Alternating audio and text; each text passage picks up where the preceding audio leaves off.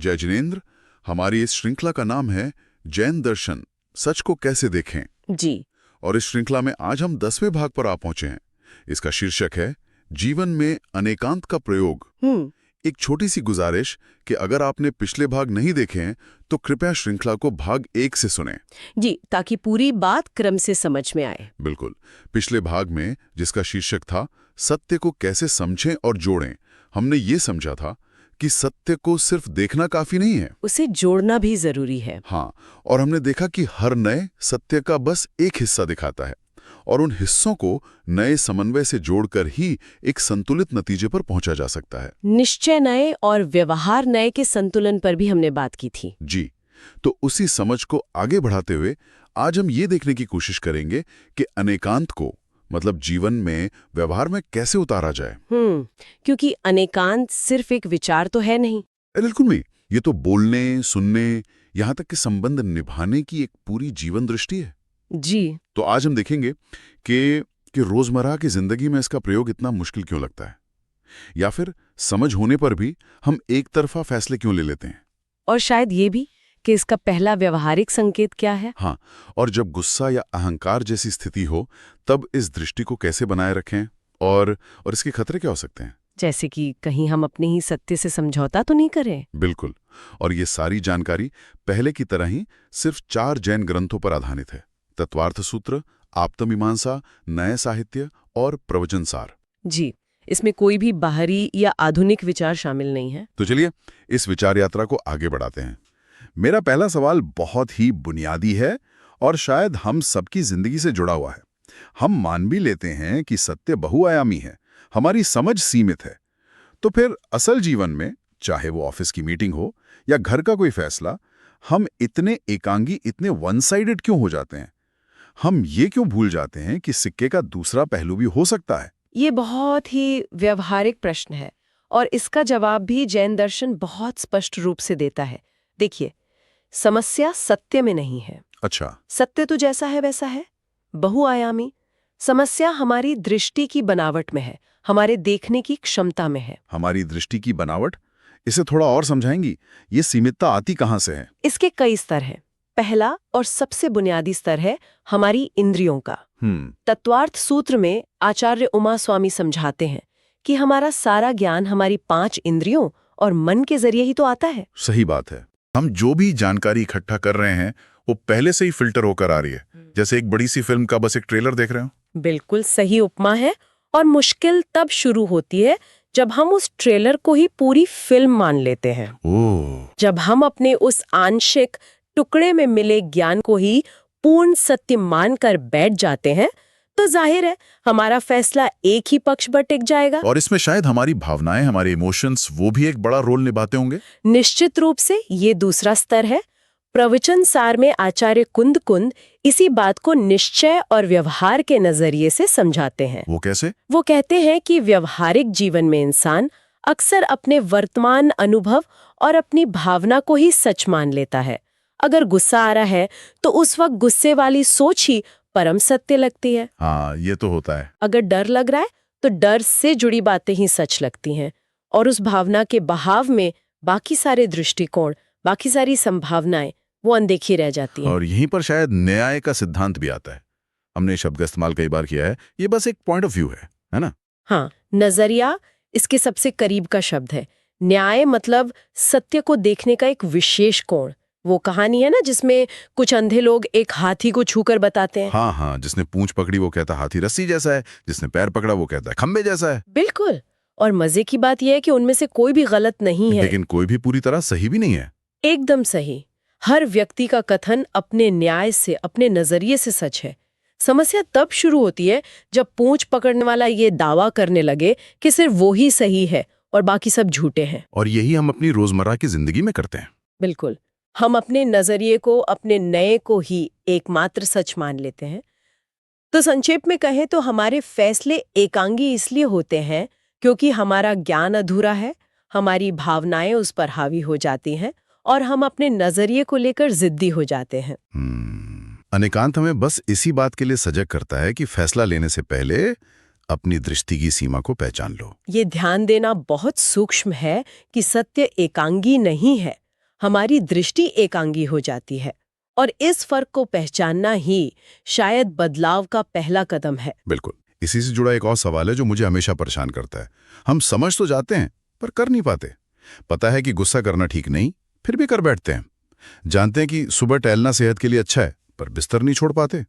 तो जैन दर्शन के अनुसार ये जानने और करने के बीच जो इतनी बड़ी खाई है, ये क्यों है? ये खाई हम सबको महसूस होती है और जैन दर्शन इसे एक स्वाभाविक प्रक्रिया का हिस्सा मानता है। स्वाभाविक? हाँ, किसी बात को बौद्धिक स्तर पर समझ लेना और उसे अपने आचरण में, अपने व्यवहार में उतार लेना, ये दो बहुत अलग-अलग स्तर की प्रक्रियाएं हैं। क्या इसे हम ज्ञान और आचरण का अंतर कह सकते हैं? हाँ, बिल्कुल यही। तत्वार्थ सूत्र में आचार्य उमास्वामी सम्यक दर्शन, सम्यक ज्ञान और सम्यक चारित्र को मोक्ष मार्ग के 3 रत्न बताते हैं, लेकिन उन्हें अलग-अलग अवस्थाओं के रूप में भी देखते हैं। अच्छा। इसका मतलब है कि किसी चीज का सही ज्ञान हो जाना इस बात की गारंटी नहीं है कि आपका आचरण भी तुरंत सही हो जाएगा। ज्ञान होना पहली सीढ़ी है, आचरण तक पहुंचने में और भी पड़ाव है। और इन पड़ावों में हमारी पुरानी आदतें, हमारे संस्कार, ये सब भी तो रास्ते में खड़े होते होंगे। निश्चित रूप से। प्रवचन सार में आचार्य कुंद इसी बात को बहुत गहराई से समझाते हैं।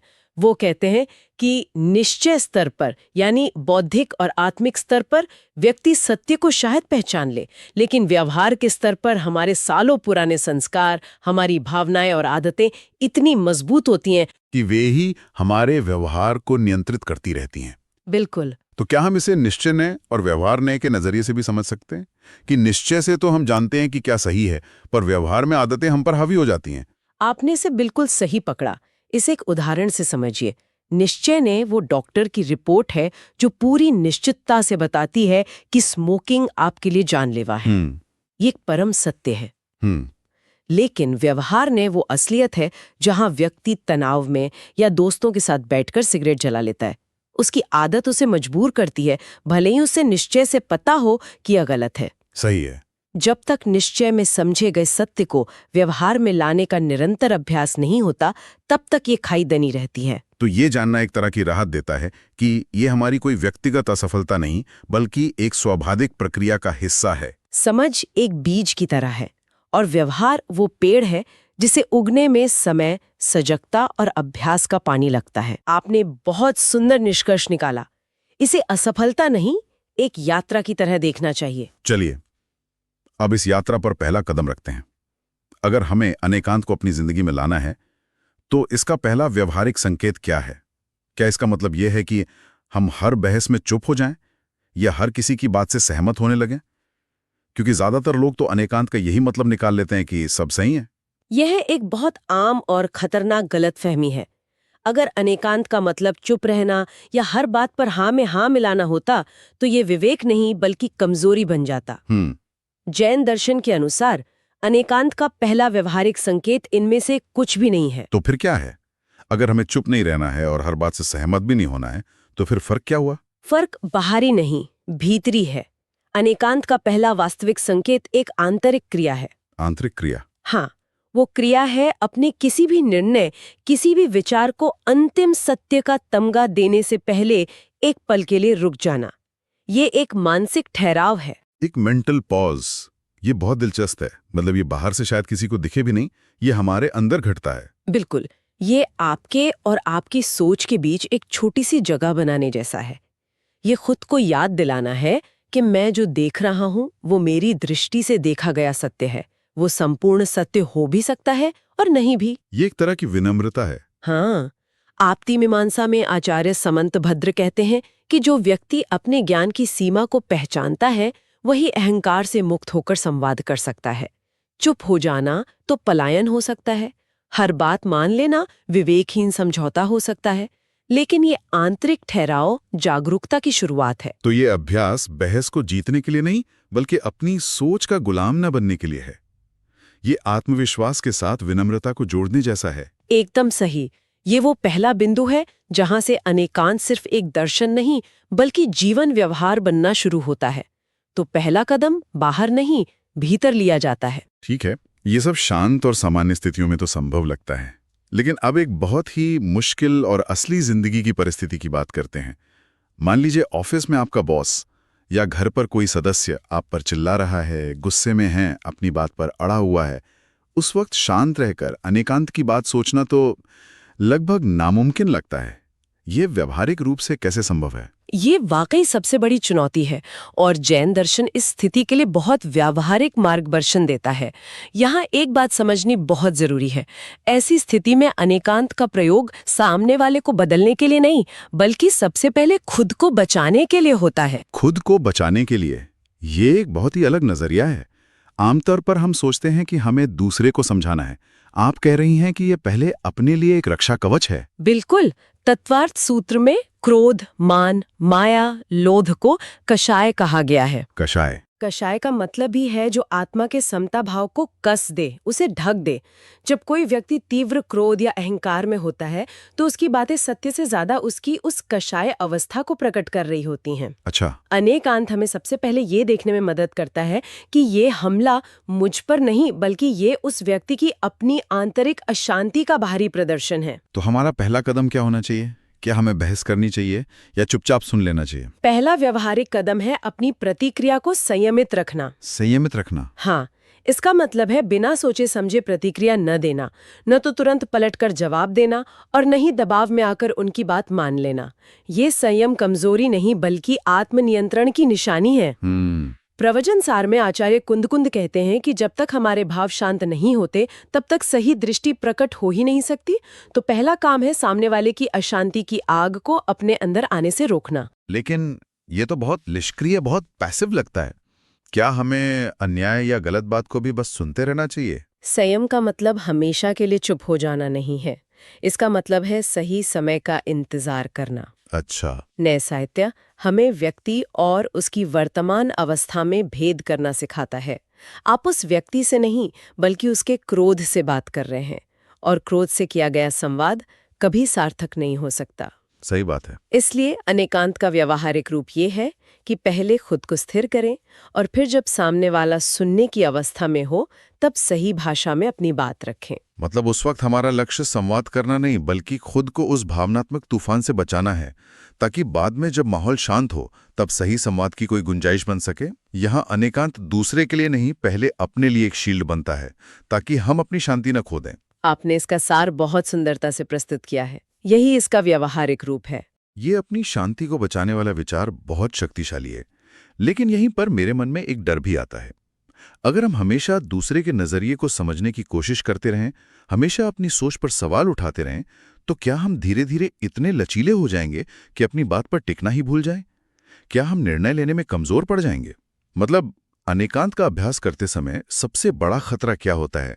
आत्मसंदेह, निर्णयहीनता या फिर अपने ही सत्य से समझौता कर लेना? इस सूक्ष्मता को समझना बहुत जरूरी है, क्योंकि यहीं पर अनेकांत के दुरुपयोग की संभावना बनती है। जैन दर्शन के अनुसार इसका सबसे बड़ा खतरा न तो आत्मसंदेह है और न ही अस्थायी निर्णयहीनता। तो फिर सबसे बड़ा खतरा है स्वयं के सत्य से समझौता। ये दिलचस्प है। आत्मसंदेह और निर्णयहीनता को खतरा क्यों नहीं माना गया? ये तो नकारात्मक चीजें लगती हैं। क्योंकि जब हम कुछ नया सीखते हैं तो थोड़ी देर के लिए आत्मसंदेह का होना स्वाभाविक है। यह इस बात का संकेत है कि आप अपनी ज्ञान सीमा को पहचानना सीख रहे हैं। अच्छा, तो ये विकास का एक चरण है? हाँ, विवेक के विकास का एक प्रारंभिक चरण है। इसी तरह किसी जटिल मुद्दे पर कुछ समय के लिए निर्णय को टाल देना ताकि आप और जानकारी जुटा सकें, ये भी समझदारी का हिस्सा है। ये प्रक्रिया के हिस्से हैं, खतरा नहीं। लेकिन स्वयं के सत्य से समझौता एक गंभीर खतरा है। इसका असल में मतलब क्या है? क्या इसका मतलब जिद्दी होना है, अपनी बात पर अड़े रहना? नहीं, जिद्दी होना नहीं। इसे एक बहुत सुंदर उदाहरण से समझिए। अनेकांत का मतलब है कि एक जहाज का कप्तान समुद्र की लहरों, हवा के रुख और दूसरे जहाजों की स्थिति को समझे। वह हर दिशा से आने वाली जानकारी के लिए खुला रहे। लेकिन अगर वो इन सब को समझने के नाम पर अपने जहाज का पतवार ही छोड़ दे तो वो तो लहरों में भटक जाएगा। बिल्कुल, वो बेहतर नाविक नहीं बनेगा। वो पतवार है आपका अपना विवेक, आपका आत्मसत्य, आपका अनुभव। वाह! तो अनेकांत दूसरों के जहाजों का सम्मान करना सिखाता है, अपने जहाज को बिना कप्तान के छोड़ना नहीं। एकदम। प्रवचन सार में आचार्य कुंद निश्चय नय पर बहुत जोर देते हैं। निश्चय नय आपकी वो आंतरिक समझ है, वो मजबूत नींव है जिस पर आप खड़े हैं। जी। यदि अनेकांत के नाम पर व्यक्ति अपने अनुभव, अपने विवेक और अपने आत्मबोध को ही छोड़ दे तो वो संतुलन नहीं, वो भ्रम की स्थिति है। अच्छा। नए साहित्य भी यही कहता है कि अनेकांत का अर्थ हर कथन को बराबर का दर्जा देना नहीं है, बल्कि यह समझना है कि कौन सा कथन किस सीमा तक और किस नजरिए से सत्य है। तो इसका मतलब ये हुआ कि अनेकांत दूसरों के लिए दरवाजे खोलना है, अपने घर की नींव को खोदना नहीं।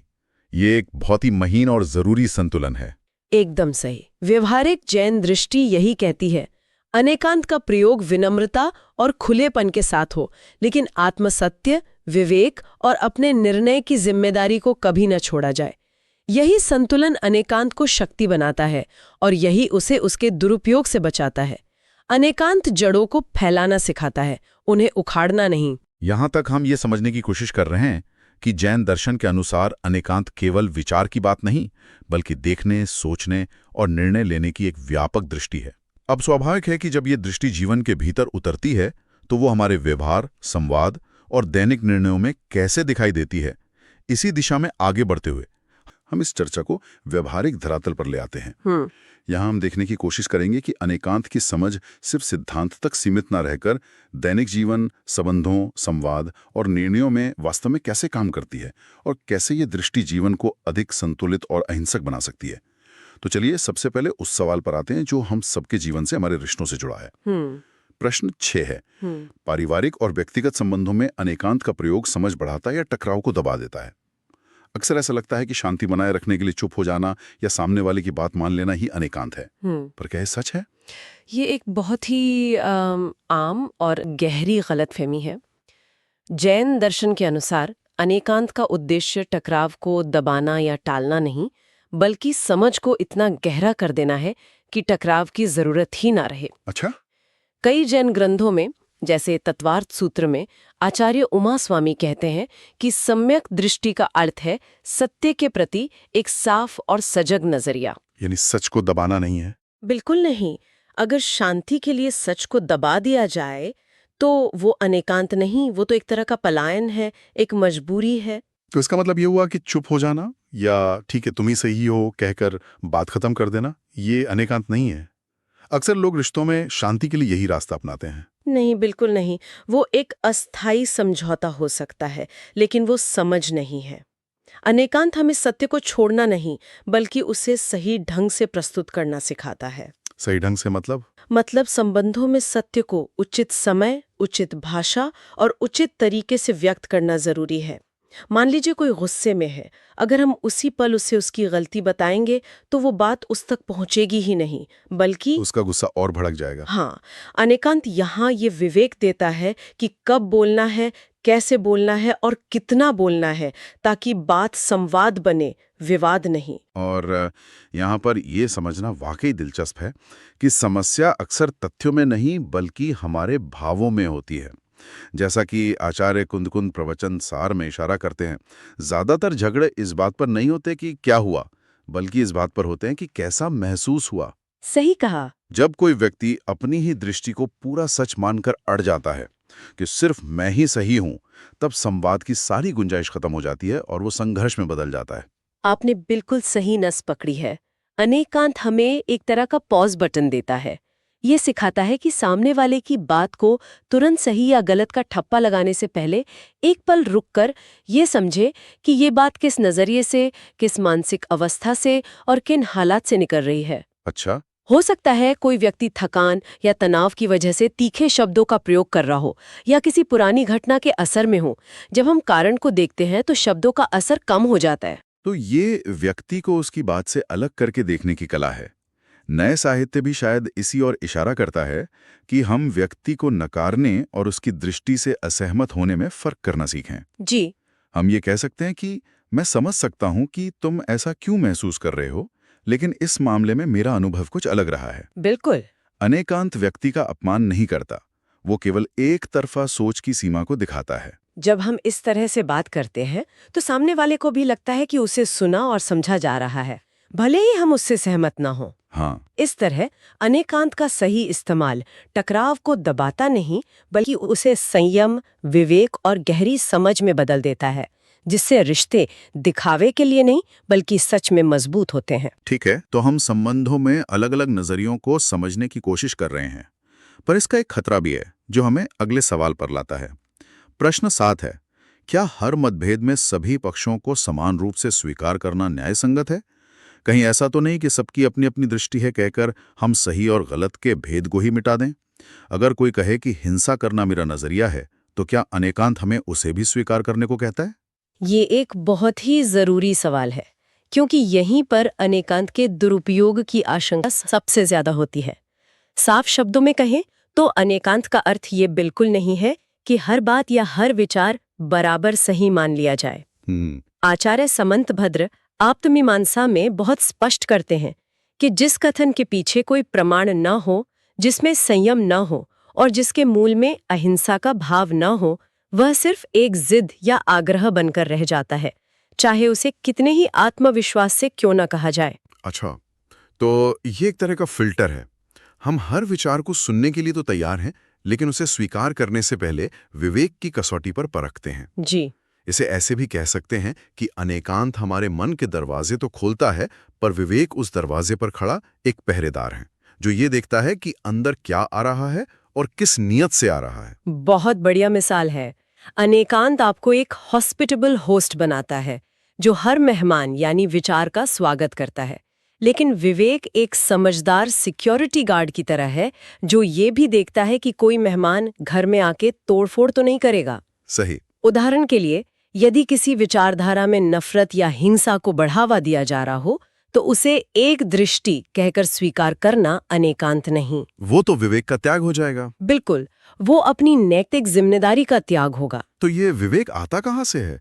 हम कैसे तय करें कि कौन सा नजरिया सिर्फ एक अलग दृष्टिकोण है और कौन सा हानिकारक है? इसका आधार जैन दर्शन के मूल सिद्धांत हैं: अहिंसा, सत्य और संयम।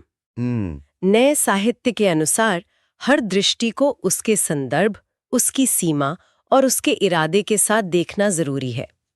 आचार्य कुंद के अनुसार भी सम्यक दृष्टि का आधार संतुलन है, भ्रम नहीं।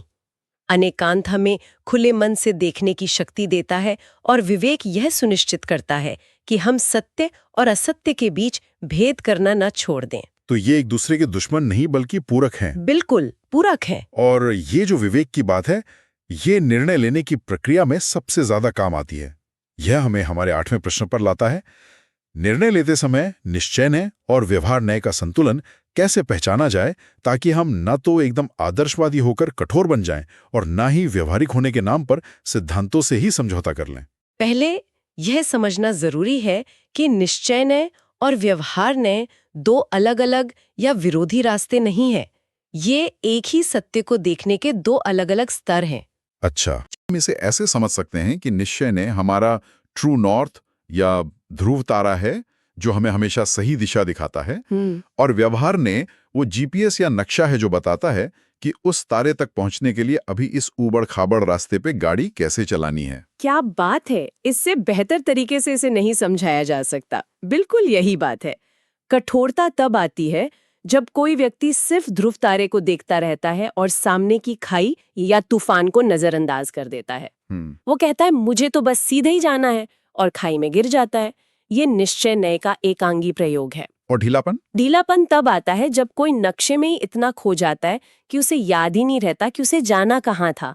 वो सहूलियत के हिसाब से रास्ते बदलता रहता है और अपने छोटे मोटे फायदे के लिए झूठ या बेईमानी को व्यावहारिक या प्रैक्टिकल होने का नाम दे देता है।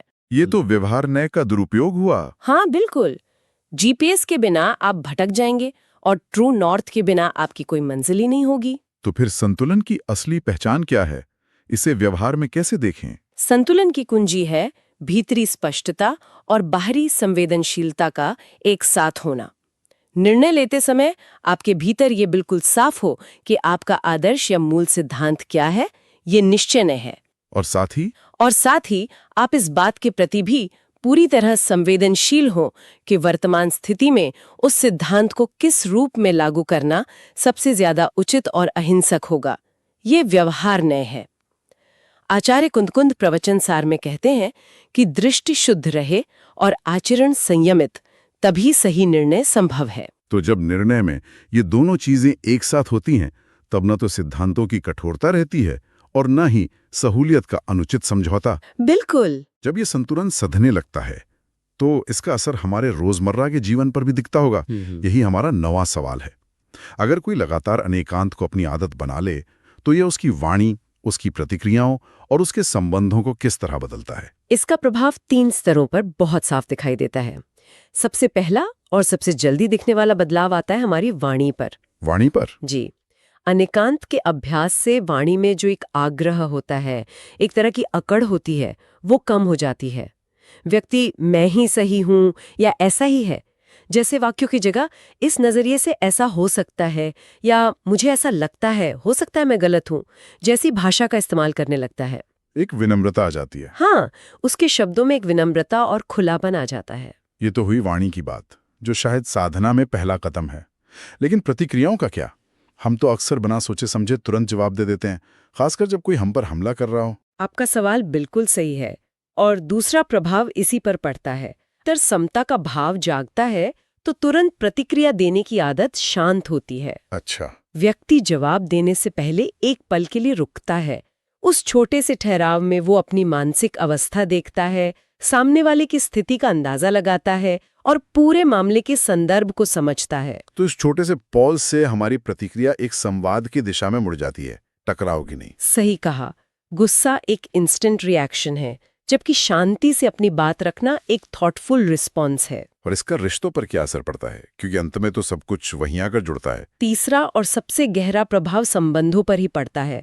जब व्यक्ति ये समझने लगता है कि हर बात किसी न किसी दृष्टिकोण से कही जा रही है, तो वो व्यक्ति और उसके विचार में फर्क करना सीख जाता है। कि अगर कोई असहमत है तो वो दुश्मन नहीं है। हाँ। और ये समझता है कि अगर कोई उससे असहमत है तो इसका मतलब ये नहीं कि वो व्यक्ति ही बुरा है या उसका दुश्मन है, बस उसका नजरिया उस समय अलग है। इस समझ से रिश्तों में दोषारोपण की जगह धीरे धीरे समझदारी ले लेती है। मतलब मतभेद होते हुए भी मनभेद नहीं होता। बिल्कुल।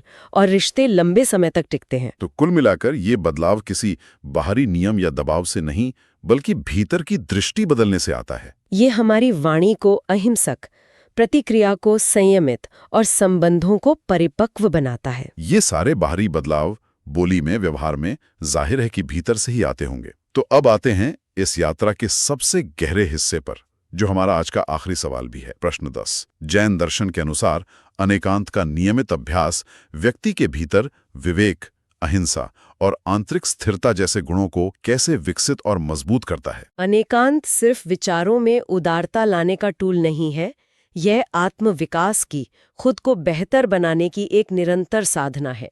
जब कोई व्यक्ति रोजाना ये याद रखता है कि मेरी अपनी दृष्टि भी अधूरी है, पूरी नहीं है, तो उसका विवेक अपने आप जागृत होने लगता है। वो हर स्थिति में किसी भी बात के संदर्भ, उसकी सीमा और उसके प्रभाव को जांचने लगता है। वो जल्दबाजी में किसी नतीजे पे नहीं पहुंचता। यही विवेक का विकास है। और अहिंसा, अनेकांत का अहिंसा से क्या सीधा संबंध है? बहुत गहरा संबंध है। आचार्य उमा स्वामी तत्वार्थ सूत्र में कहते हैं कि सम्यक दर्शन का फल हमारी वाणी और हमारे व्यवहार की शुद्धि में दिखाई देता है। अनेकांत का अभ्यास हमें वैचारिक हिंसा से बचाता है। वैचारिक हिंसा? हाँ, जब हम किसी को तुरंत गलत, बेवकूफ या बुरा नहीं कहते तो हम अपने मन में और अपनी जुबान से होने वाली हिंसा से बच जाते हैं। यहीं से अहिंसा सिर्फ एक शारीरिक नियम नहीं रहती, बल्कि हमारी सोच का, हमारे स्वभाव का हिस्सा बन जाती है। और आंतरिक स्थिरता, मन की शांति? अंत में आंतरिक स्थिरता। आचार्य कुंदकुन बताते हैं कि जब आत्मा अपने भावों को पहचानने लगती है तो बाहरी घटनाएं उसे आसानी से विचलित नहीं कर पाती। हाँ। अनेकांत का अभ्यास व्यक्ति को यह सिखाता है कि हर असहमति एक लड़ाई नहीं है और हर आलोचना पर प्रतिक्रिया देना जरूरी नहीं है। यह समझ मन में एक ठहराव लाती है, एक आंतरिक स्थिरता को जन्म देती है। व्यक्ति बाहरी दुनिया के उथल-पुथल के बीच भी अपने केंद्र में शांत रह पाता है। तो ये अहंकार को धीरे धीरे गलाने की प्रक्रिया है। जब व्यक्ति ये स्वीकार कर लेता है कि उसका सच भी एक नए है, एक दृष्टिकोण मात्र है, तो मैं ही सही हूं वाला आग्रह कमजोर पड़ जाता है और संवाद सहज हो जाता है और मन अपने आप शांत होने लगता है। निष्कर्षतः अनेकांत का नियमित अभ्यास व्यक्ति के भीतर विवेक को साफ, अहिंसा को स्वाभाविक और मन को स्थिर बनाता है, जो जैन दर्शन की साधना का मूल लक्ष्य है। जीवन में अनेकांत के प्रयोग पर विचार करते हुए हमने यह समझने की कोशिश की कि अनेकांत केवल विचार या तर्क का विषय नहीं, बल्कि दैनिक जीवन में बोलने, सुनने, निर्णय लेने और संबंध निभाने की एक जीवंत दृष्टि है। हमने यह भी देखा कि अनेकांत का प्रयोग मतभेदों से भागने का तरीका नहीं, बल्कि उन्हें समझने, संयमित करने और संतुलन में लाने की प्रक्रिया है। व्यवहार, संवाद और निर्णय, इन तीनों स्तरों पर अनेकांत कैसे हमें अहंकार, आग्रह और टकराव से बचाकर विवेकपूर्ण मार्ग दिखाता है, इस पर हमने विस्तार से विचार किया। इस पूरे भाग में हमने यह जाना कि अनेकांत को अपनाने का अर्थ न तो निर्णयहीन होना है और न ही अपने सत्य से समझौता करना, बल्कि यह दृष्टि हमें सिखाती है कि स्थिति, व्यक्ति और संदर्भ को समझते हुए सही समय पर सही भाषा और सही मर्यादा में प्रतिक्रिया कैसे दी जाए। लेकिन यहाँ एक और गहरा प्रश्न सामने आता है। यदि अनेकांत को हम व्यवहार में उतार लेते हैं, तो हमारे भीतर विवेक, संतुलन और अहिंसा स्थायी रूप से कैसे विकसित होती है? क्या कोई ऐसी दृष्टि है जो समझ, व्यवहार और संवाद तीनों को और अधिक सूक्ष्म व परिष्कृत बना सकें? इसी का उत्तर हमें अगले भाग में मिलता है, जहां हम जानेंगे कि स्यादवाद से विवेक का विकास, संतुलित सोच, सही निर्णय और शांत संवाद की कला का वास्तविक और व्यवहारिक अर्थ क्या है, और जैन दर्शन में स्यादवाद कैसे विचारों को सापेक्ष, निर्णयों को संतुलित और संवाद को अहिंसक बनाता है। हमारी श्रृंखला जैन दर्शन सच को कैसे देखें के भाग 11 स्यादवाद से विवेक का विकास, संतुलित सोच, सही निर्णय और शांत संवाद की कला में अवश्य जुड़ें। तब तक के लिए जय जिनेंद्र।